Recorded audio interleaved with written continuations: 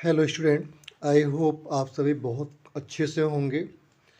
यहाँ पर हम आज आपके साथ डिस्कस करेंगे एक्सरसाइज 18A क्लास 7th का क्वेश्चन नंबर 10 और 11। इससे पहले हमने 1 से लेकर के 9 तक के क्वेश्चन को डिस्कस किया है, जिसका लिंक डिस्क्रिप्शन बॉक्स में हमने दे दिया है। आप यदि उसको नहीं देख पाए हो किसी कारणवश, तो आप वहाँ से उसे क्लिक करके उसको भी आप देख करके अपनी स्टडी को प्रॉपर वे में कर सकते हैं, जिसमें आपका कॉन्सेप्ट बहुत अच्छा भी क्लियर होगा।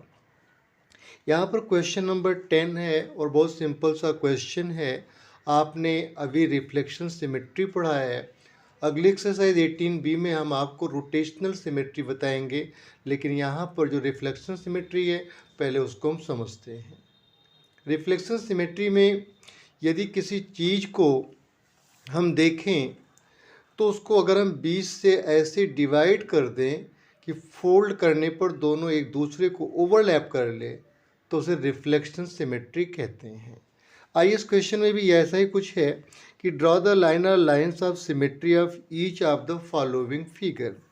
यदि हम इस एंगल का 90 डिग्री का एक बाइसेक्टर कर बना लें 45 डिग्री का, ठीक है, तो यहाँ पर क्या हो जाएगा, ये इसकी जो लाइन आएगी वो होगी सिमेट्रिकल लाइन होगी, ठीक है ना।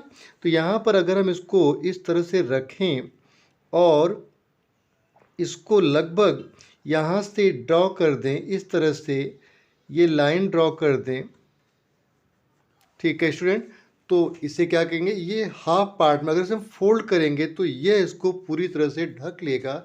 यह इसका सिमेट्रिकल लाइन हो गया। इसी तरह से इस क्वेश्चन में फिगर दिया हुआ है, यदि हम इस पॉइंट से और इस पॉइंट तक का एक लाइन ड्रॉ कर लें जो कट कर दें अगर इसको, तो अगर ये दोनों एक दूसरे को फोल्ड किया जाए तो एक दूसरे को ओवरलैप कर लेगा, ठीक है। यदि डायग्राम हमारा अच्छा बना होगा तो हम इसको बहुत अच्छे से दिखा सकते हैं, समझ सकते हैं, कर सकते हैं। यहाँ पर नेक्स्ट डायग्राम में स्टूडेंट है कि इसका मिड पॉइंट कहाँ होगा, यहाँ होगा कहीं, और इसका यहाँ से और ये यहाँ। अगर हम इस तीन लाइन को आपस में मिला दें, ठीक है ना, इस तरह से, तो हम देख पाएंगे कि जो ये लाइन आ रही है, अगर हम इसको कट कर दें तो इस तरह फोल्ड करेंगे तो ये इसको ढक लेगा और ये साइड इस साइड को ढक लेगा। दोनों एक दूसरे की को सिमेट्रिकल लाइन से कट करने के बाद एक दूसरे को ये ढक सकते हैं। इसी से स्टूडेंट यहाँ पर एक प्लस का साइन है। अगर हम देखें तो मिड पॉइंट मुझे यहाँ दिख रहा है और एक हमने इस तरह से लाइन ड्रॉ कर लिया यहाँ से, और इस तरह से एक हमने, तो ये दो पार्ट में अलग अलग हो गया, इक्वल पार्ट हो गया।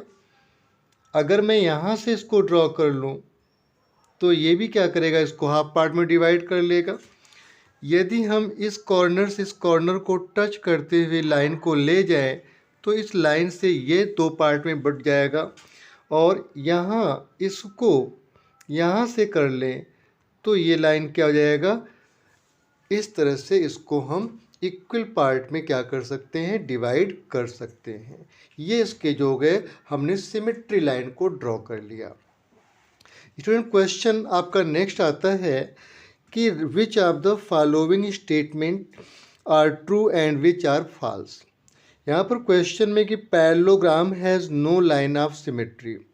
कोई पैरेललोग्राम है उसमें सिमेट्रिकल लाइन नहीं है। जैसे मैं यहाँ पर एक ड्रॉ करता हूँ छोटा सा समझाने के लिए, यहाँ पर, और इस तरह से हमने इसको ड्रॉ कर लिया, ठीक।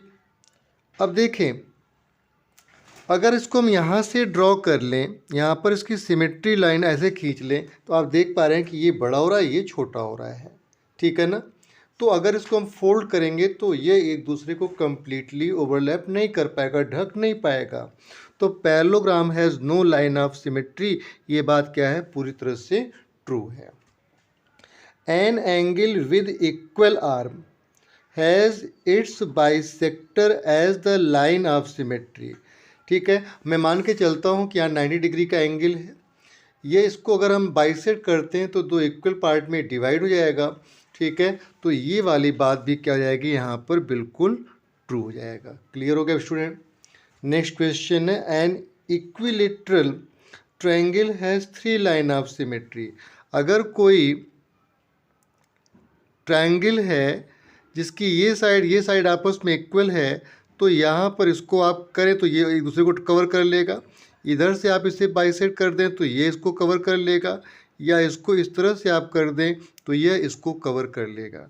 तो ये बात यहाँ पर क्या हो जाएगा, बिल्कुल सटीक होगा, तो ये ट्रू हो गया।